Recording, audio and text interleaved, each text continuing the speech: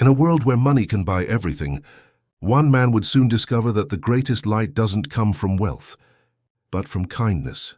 Richard Lawson, the billionaire business tycoon, the man with the golden touch. Everything he built turned to success, except the one thing that mattered most. Behind the tall gates of his grand mansion lived a silence so deep, even the wind moved quietly.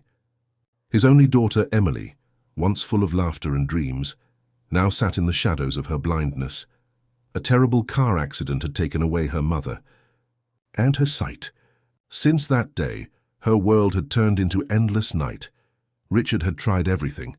The best doctors in Germany, specialists in India, surgeries in the United States, but nothing could bring back her vision or her smile. Each morning he'd watch her sitting by the window, head tilted toward the light she could no longer see. And every night he'd stand in the doorway of her room, hoping she would whisper something. But there were no words, only silence. The mansion was full of gold, art, and luxury, yet it felt empty, cold, because no sound haunted Richard more than the absence of his daughter's laughter. He had all the money in the world, but not the one thing his heart desired: light. That afternoon the sun hung low over the city, painting the streets in soft gold. Children laughed in the distance, but one boy sat alone beneath a broken street lamp, clutching an old torn storybook. His name was Samuel, a boy of the streets, barefoot, dark-skinned, and gentle-eyed. He had no school, no home, and no one waiting for him. Yet he had something the world could never take: imagination. Every evening he'd sit near the city library, listening through the open window as the librarian read stories aloud. He memorized every word. And when the doors closed, Samuel would gather other street kids, stand beneath the flickering lights, and repeat the tales from memory, giving each voice, each hero, each dream new life. Reading made him feel alive. It made the hunger fade. It made the world Kanderport. One quiet afternoon, Samuel wandered farther than usual, past the busy roads, past the gardens of the rich, until he reached a tall white gate. Beyond it stood a mansion so silent it felt asleep. He found a gap between the hedges and slipped through, holding his small book close. The garden smelled of roses. The air was still, and sitting near a fountain in a white dress was a girl, pale, calm, and unmoving, Emily. Her eyes were closed, but her face was turned toward the sun. Samuel didn't know she was blind. He only saw a child who looked sad, the kind of sadness he understood too well. He opened his old book, sat under a tree, and began to read softly.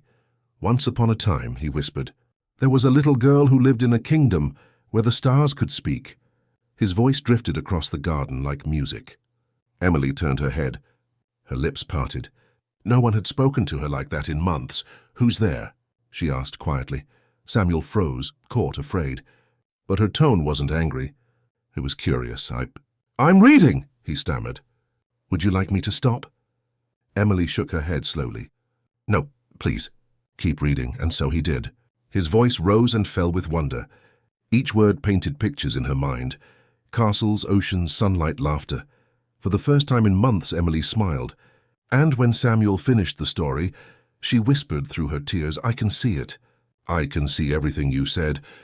Inside the mansion, Richard Lawson froze in the hallway. He hadn't heard that sound in years, his daughter's laughter. He rushed to the window, heart pounding. And there, through the glass, he saw her, his blind daughter, smiling, while a barefoot boy read stories under the tree. That day, the richest man in the city learned a lesson his wealth had never taught him, that sometimes light doesn't come from sight, but from a voice filled with kindness. From that day on, the mansion was no longer the same. Every afternoon, just as the sun began to fall, a soft voice drifted through the garden gates. It was Samuel, the boy with the storybook and the golden voice. He came quietly, barefoot, carrying that same torn book pressed to his chest. He never asked for food, never asked for money. He came only to read, and each time Emily was waiting, her hands folded, her face lifted toward the sound she loved most in the world. "What story today?" she would ask, and Samuel would grin. "Today it's about a girl who teaches the stars to dance." Then he'd begin, his voice full of magic, his words flowing like sunlight through the leaves. Emily would laugh, gasp, and imagine every word. She'd see the stars, the oceans, the forests, not with her eyes but with her heart. From the balcony, Richard Lawson often stood watching, silent and still. The boy's voice reached him too, calm, innocent, full of warmth. Every page turned was like a breeze that swept away the mansion's old silence. One evening, Richard called his head guard. "Let the boy in," he said quietly. 4 to 6 every day. Feed him before he leaves. And so it became routine. Samuel came at 4. He read, laughed, and told stories until the sun went down. Then he'd eat in the servants' kitchen, smile politely, and slip back into the world outside. But something else was happening. Emily began to change. She spoke more. She laughed more. She even began to describe the colors she could no longer see. "Your voice sounds like yellow, Samuel," she'd say. "And your stories. They sound blue, the kind of blue I think the sky must be." Samuel would laugh softly, not knowing whether to smile or cry. "Then I'll read you a rainbow tomorrow," he'd promise. Inside, Richard watched in quiet awe. He'd spent millions chasing doctors and technology. But healing had entered his house wearing torn clothes and a gentle voice. The mansion that once felt like a tomb of marble and silence now breathed again, with laughter, words and light. For the first time in years, Emily's world wasn't dark anymore, because she had found her light in the sound of a boy who believed that every word could heal. It was a warm afternoon, the kind of quiet day when the sun lingers lazily over the garden. Emily sat by the fountain, her white dress glowing in the light. Samuel sat beside her, cross-legged on the grass, the old storybook open in his lap. "Today," he said, "I'll read you something special." Emily smiled. "Is it another fairy tale?" "No," Samuel whispered. "It's about a girl who learns to see without her eyes." He began softly. "Once there was a little girl who thought her world was over when the lights went out. But one day, she learned that every sound has a color, every touch has a picture, and every heartbeat can paint the world more beautifully than her eyes ever could." His words flowed like music. And as he spoke, Emily's face began to change. She lifted her hands slowly, feeling the air, the warmth of the sun, the rhythm of his voice. "I can see it," she whispered. "The trees, the garden, the sky." Samuel stopped reading. His breath caught. Richard, watching from the balcony, froze. "What do you see?" Samuel asked softly. "I see the way your voice looks," Emily said, smiling through tears. "It's golden, like sunlight. And I see my mother's face again. I remember her laughter. I remember the colors of our old house." She stood slowly, reaching forward with trembling hands until she found Samuel's shoulder. "When you read," she said, "I can see everything." For a moment no one moved. Even the garden seemed to hold its breath. Then Samuel closed the book gently.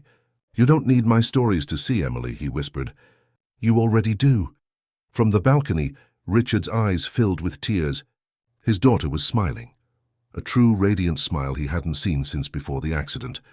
He came down the stairs, his footsteps soft against the marble. He knelt beside her and placed his hand on her shoulder. "Son," he said to Samuel, his voice trembling, "you've given my daughter back her world." That evening, as the sun melted behind the walls of the mansion, the light that returned was not from the sky, but from the laughter of a girl who had finally learned to see again, through kindness. That night, long after Emily had fallen asleep, Richard sat alone in the garden. The fountain trickled softly beside him. Fireflies blinked in the darkness like tiny stars that refused to die. For the first time in years, his mansion didn't feel empty, yet his heart was full of questions. Who was this boy? Where had he come from? And how could someone with so little give so much? The next morning, Richard found Samuel sitting by the kitchen steps, holding his book close as always. "Samuel," Richard said gently, "sit with me." The boy hesitated, unused to kindness from men in suits. But Richard's tone was soft, almost fatherly. "Tell me about yourself," he said. Samuel looked down. His fingers traced the torn edges of the book. "I don't remember much," he began. "My mother died when I was very young. My aunt sells fruit near the bus station. She took me in, but things are hard. I couldn't go to school, so I listened instead. At night, when the library closed, I'd stay behind the window and listen to the stories the man read inside. I memorized them. Then I'd read them to other kids who couldn't read either." Richard's chest tightened. The boy's words were simple, but heavy with truth. "Why do you love stories so much?" he asked softly. Samuel smiled faintly. "Because when I read, I forget I'm hungry. I forget that people don't see me. Stories make me feel like I exist." Richard looked at him for a long time, this child with torn clothes and a voice that could heal souls. "Do you know what you've done, Samuel?" he whispered. "You gave my daughter something no doctor, no money, no medicine could give her." Samuel blinked, confused. "What's that, sir?" "Hope," Richard said simply. "You gave her hope. And you gave me some